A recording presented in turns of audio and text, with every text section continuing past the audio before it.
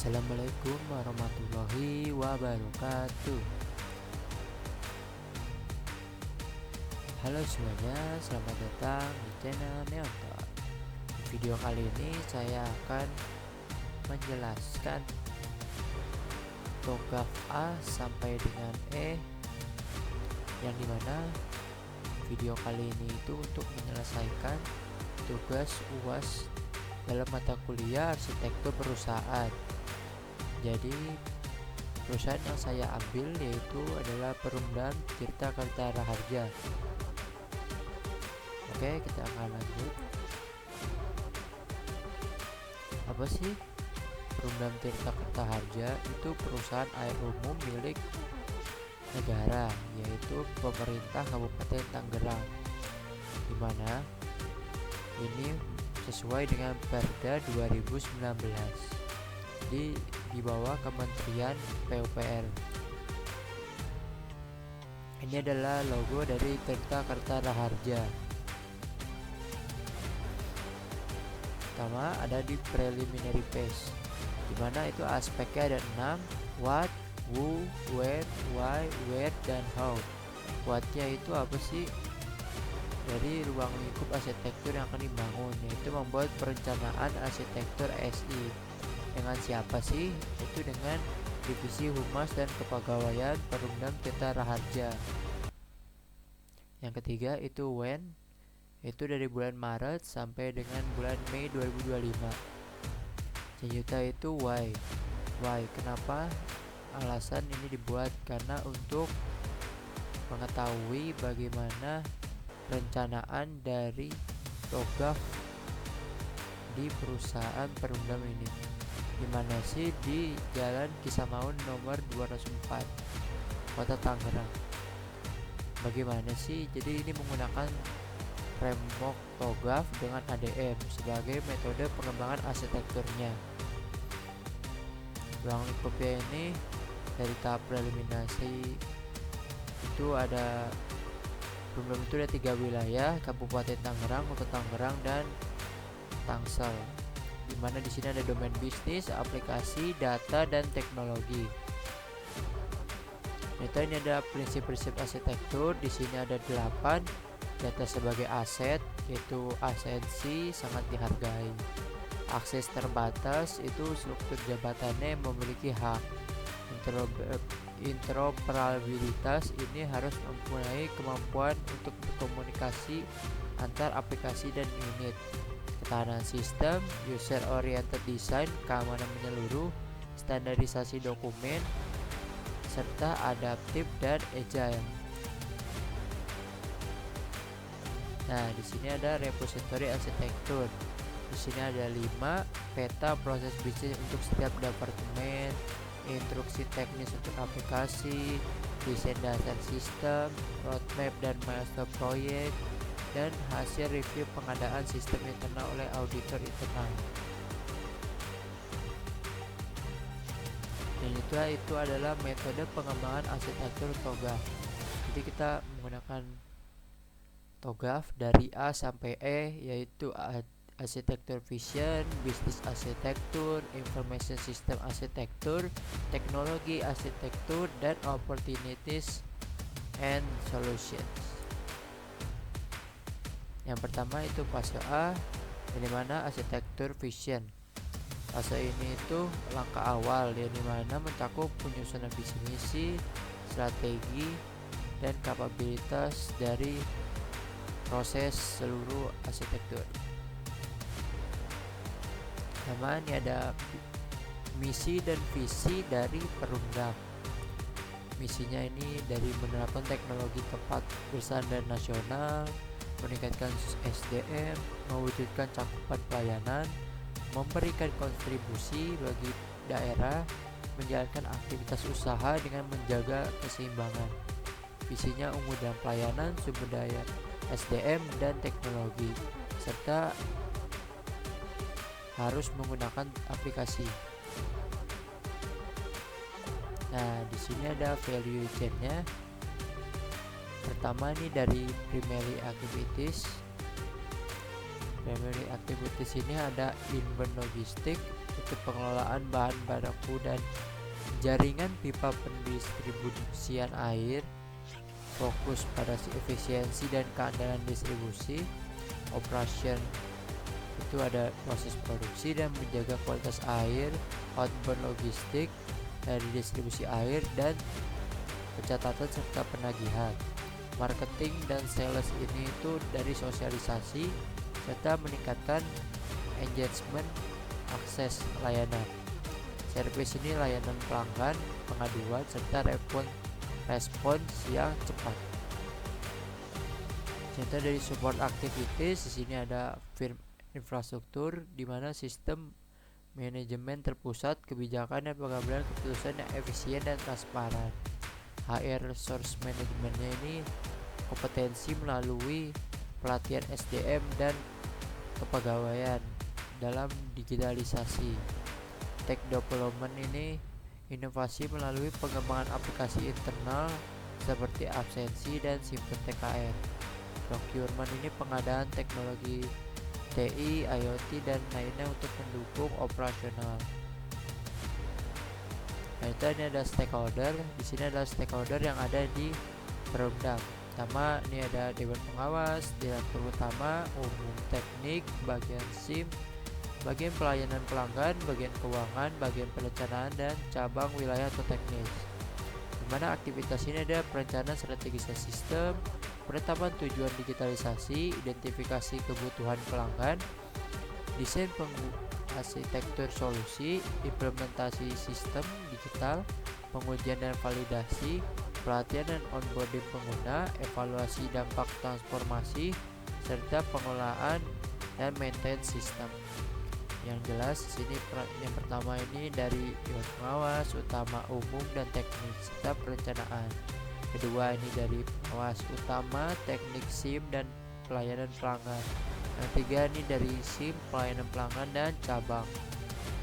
Yang keempat ini ada Utama, Umum, Teknik, SIM, keuangan dan perencanaan dan lainnya yang sudah sesuai dengan tabel ini. Nah, di sini ada organization problem, di mana ada tiga dari pelayanan pelanggan, kepegawaian dan IT. Pelayanan pelanggan ini apa sih? Permasalahannya koordinasi belum terintegrasi, di mana pengaduannya tertunda dan mengalami penurunan. Rekomendasinya apa sih? Pengaduan melalui sistem notifikasi secara real time dan sistem TKR. Kepegawaian itu masih manual dan absensi, jadi mana dampaknya kehadiran tertunda, kesalahan dan lainnya. Jadi solusinya buat aplikasi absensi digital. Dari IT-nya ini keterbatasan infrastruktur jaringan. Jadi ada gangguan sistem operasional dan lainnya. Solusinya apa sih? Investasi dalam infrastruktur cloud dan peningkatan jaringan. Nah, ini solution konsep. Jadi ada 4 layer, channel layer, front, middle, back office. Komponen utamanya ini website resmi, aplikasi mobile, absen dan lainnya. Front office itu dari status layanan, pelacakan transaksi tagihan, pengajuan dan lainnya. Middle office ini itu dari sistem kolaborasi internal untuk koordinasi lintas divisi. Back office ini business intelligence dari database dan data operasional. Nah, sekarang ada di fase B, dimana fase ini itu untuk memperlihatkan proses bisnis suatu perusahaan. Nah, di sini adalah BMC. BMC pertama itu ada key partner. Ini ada BMC dari Perumda. Ada aktornya itu yaitu pemerintah Kabupaten Tangerang, Kota Tangerang dan Kota Tangsel, laboratorium kementerian, Kemendagri, FKP dan lainnya. Aktivitasnya apa sih? Mengelola dan mencari air bersih, pengolahan dan laboratorium pengujian kualitas, pemeliharaan jaringan pipa dan lainnya. Key resource-nya apa sih? SDM profesional, teknologi dan sistem dan infrastruktur IPA dan jaringan. Value propositionnya itu dari apa sih? Kualitas air yang bersih, sistem pengolahan, dan aplikasi absensi. Customer relationship-nya ini berhubungan dengan pelanggan, jadi saling tanya jawab dan ada pengaduannya langsung dijawab. Menjembatani perusahaan dengan masyarakat untuk menyampaikan keluhan. Selanjutnya itu ada customer segment, itu ngincer apa sih si program ini dari Kabupaten Tangerang, Tangkot, dan Tangsel, dan pelosok yang membutuhkan air bersih. Channelnya ada apa aja sih? Dari website resminya tentunya, media sosial, dan aplikasi pelanggan Simpel TKR. Cost structure apa aja sih? Dari operasional pengolahan air, pengembangan sistem, biaya pemeliharaan, pelatihan karyawan dan SDM, gaji pegawai. Sumber pendapatannya dari mana sih? Dari penjualan air bersih, langganan, komisi pemasangan, dan uji kualitas air bersih. Nah, di sini ada analisis gapnya. Pertama ada absensi, rekap kehadiran, monitoring kinerja pegawai, pengajuan izin cuti dan lembur, dan evaluasi SDM. Nah, absensinya masih manual, rekapnya masih manual, monitoring tidak ada, pengajuannya masih melalui email dan kertas, evaluasi SDM catat manualnya tidak terpusat. Dimana GP ini tinggi, yang izin ini sedang, dan terakhirnya tinggi. Nah, di sini ada business process architecture, ini masih di fase B. Nah, di sini ada absensi pegawai. Jadi pegawai masuk ke aplikasi, melakukan absensi, informasinya nanti ketahuan secara real time dan kirim, yang dimana tersampaikan oleh atasan dan absennya di-approve atau tidaknya oleh atasan. Nah, ini untuk daftar izin cuti data atau lembur. Jadi pegawai ada buka form digital, mengisi data-datanya. Ini nanti akan dilacak oleh sistem, yang dimana akan kirim ke satu tingkat atasan atau kepala bagian, yang dimana nanti atasannya menyetujui atau menolak. Setelah itu notifikasi diberikan ke pegawai, yang dimana menerbitkan surat izin. Nah, di sini ada proses pemberian gaji pada pegawai. Jadi atasannya memeriksa data-data pegawainya, lalu menghitung gajinya, rekap, habis itu dicek ulang, habis itu dibuatkan slip gaji, dan dimana gaji tersebut dikirimkan ke rekening pegawai, yaitu akan terjadi pembukuan gaji. Di sini ada proses penerimaan magang, kunjungan, dan wawancara, yang dimana dari pihak eksternal seperti saya wawancara itu harus mengajukan permohonan melalui surat keterangan khusus, dimana akan dicek bagian kepegawaian dan akan disetujui ataupun tidak, yang dimana nanti akan diberikan surat khusus di bagian kepegawaian, dan dimana institusi tersebut atau seorang akan dipersilahkan dan diterbitkannya surat khusus. Ini adalah proses keseluruhannya.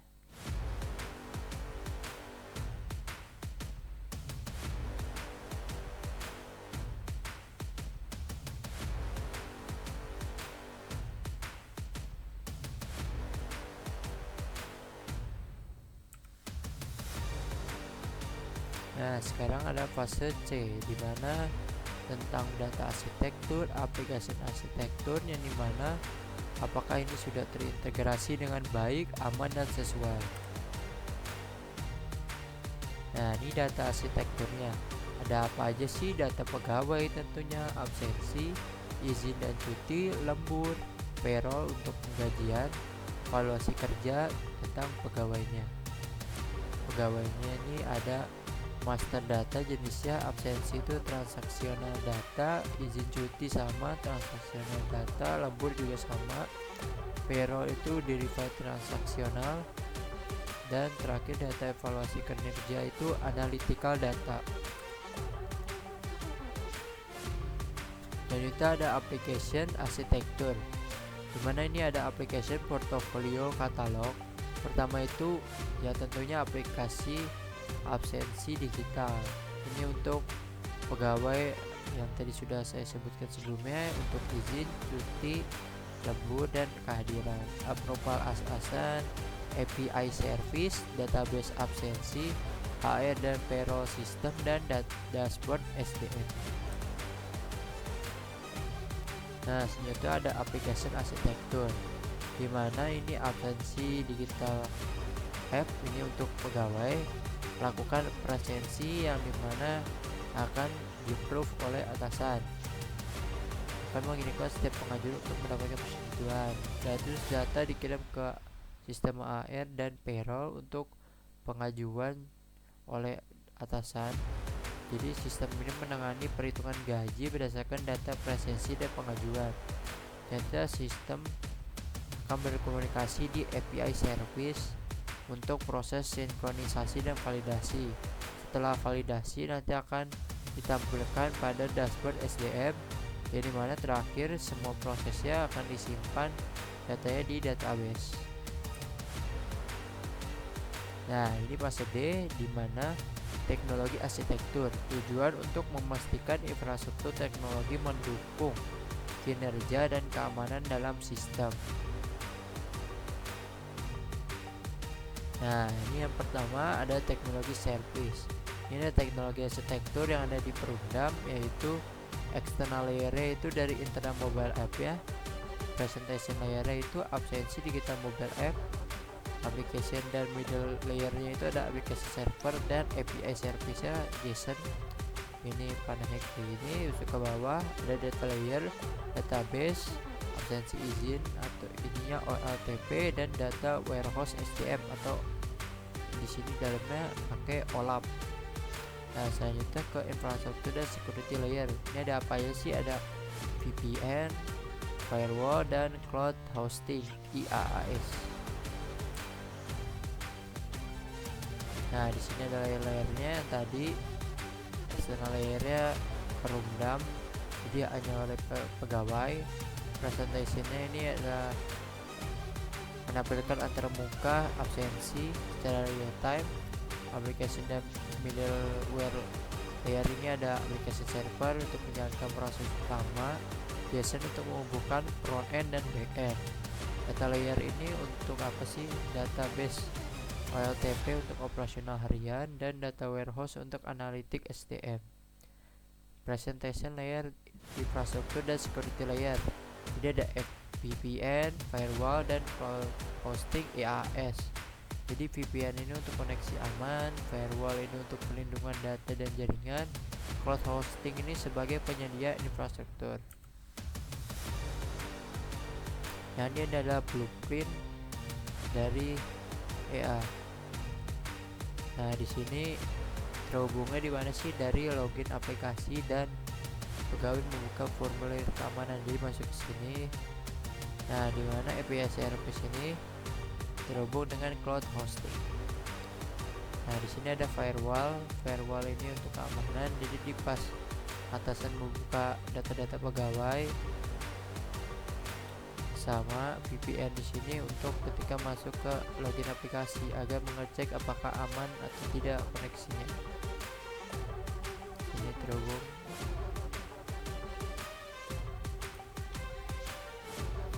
Nah, di sini ada fase E, yang dimana fase kelima bertujuan untuk memberikan solusi bisnis yang telah dianalisa sebelumnya melalui SWOT, metric gap analysis, dan roadmap perancangan arsitektur.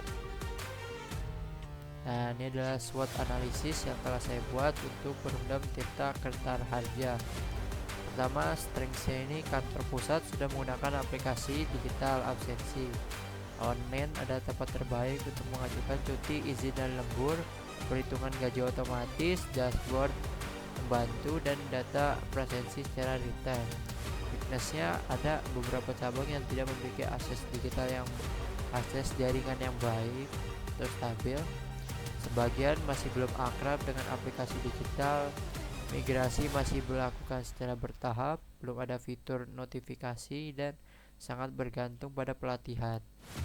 Opportunity-nya atau peluangnya ini apa sih untuk digitalisasi tenaga manusianya, potensi efisiensinya meningkat, dan adanya peluang mengembangkan fitur reward serta sistem dapat diperluas yang dimana penggunaan cloud memungkinkan akses secara aman dan fleksibel. Ancamannya risiko gangguan jaringan sibuk, ancaman terhadap keamanan data, pegawainya enggan mengganti sistem konvensional, tergantung pada vendor, dan ada kemungkinan kesalahan data jika integrasi tidak sempurna. Nah, di sini ada matriks gap analysis, di mana data areanya absensi, integrasi HR, infrastruktur jaringan, dan keamanan sistem. Kondisinya absensi masih manual, idealnya itu secara real time, gapnya tinggi, solusi pelatihan. Integrasi AL itu masih belum otomatis, pemasangannya lengkap, kalau idealnya gapnya sedang, solusi menambahkan modul. Infrastruktur jaringannya belum ada koneksi yang stabil, kondisi idealnya harus stabil, gapnya tinggi, dan solusinya pengadaan perangkat pendukung. Keamanan sistemnya, kondisinya ini masih belum ada yang dapat mengidentifikasi anomali presensi. Kondisi idealnya harus keamanannya proaktif ya, dan gapnya ini tinggi, mana implementasi firewall, SIM, dan lokasi. Nah, ini roadmapnya. Ini dari waktu Januari sampai September 2025. Yang dimana pertama ini evaluasi dan analisis, yaitu fokus utama mengevaluasi aplikasi izin, mengidentifikasi kebutuhan. Kuncinya ini apa sih? Survei, wawancara, dan pemetaan secara langsung proses cuti, lembur, dan persetujuan. Tahap kedua perancangan dari April sampai Mei, dimana dari desain tahap lanjut, perancangan, dan penyusunan blueprint. Yang tahap 3 pengembangan fitur, ini dari Juni sampai Juli. Ini dari fitur cuti, lembur, approval, integrasi air atau payroll. Kuncinya ini mengembangkan modul dan integrasi API. Tahap 4 implementasi dan pelatihan, itu di bulan Agustus, sosialisasi dan pelatihan fitur, fokusnya dan aktivasi sistem di seluruh unit kerja. Kuncinya itu apa sih? Migrasi, aktivasi approval, dan pelatihan pegawai. Tahap 5 itu terakhir evaluasi September, pada bulan September 2025. Fokus utamanya dari monitoring, evaluasi, dan perbaikan. Inisiatif kunci dari pengembangan feedback dan perbaikan bug atau fitur tambahan. Nah, di sini ada key performance indicator atau KPI. Ini ada 4: membentuk basis, integrasi dan otomasi, efisiensi dan analitik, dan skalabilitas dan optimalisasi. Deskripsi yang pertama ini 100% pegawai harus tercatat dalam sistem absensi. Setiap cuti harus diminta melalui aplikasi, dan 70% unit kerja mulai terdigitalisasi setiap hari. Integrasi dan otomatisasi itu penuh dengan payroll dan HR, otomatis gaji, rekapitulasinya, dan mengadopsi notifikasi otomatis. Efisiensi dan analitik, jadi 75% secara otomatis, deteksi kehadiran abnormal di semua perangkat. Itu skalabilitas dan optimalisasi ini 100% unit kerja sudah menggunakan digital, tingkat kepuasannya lebih dari 85, dan maksimal 1 hari kerja ada waktu respon untuk mengajukan cuti atau izin. Nah, kesimpulannya apa sih dari seluruh yang tadi saya jelaskan? Itu untuk mencakup perencanaan dan pengembangan sistem menggunakan Toga, yang dimana melalui ini dapat memantau secara langsung dan meningkatkan produktivitas di perusahaan tersebut. Dari analisis SWOT, gap analysis, dari proses bisnisnya, informasi sistem dan teknologi arsitektur untuk mengatasi masalah di literasi digital dan infrastrukturnya. Di dokumentasi saya, dan ini adalah lampiran dari file EA dan PDF-nya. Terima kasih semuanya yang telah menonton video pada kali ini. Kurang lebihnya mohon maaf. Terima kasih. Jangan lupa like, komen, dan subscribe. Sampai jumpa di video selanjutnya. Bye bye.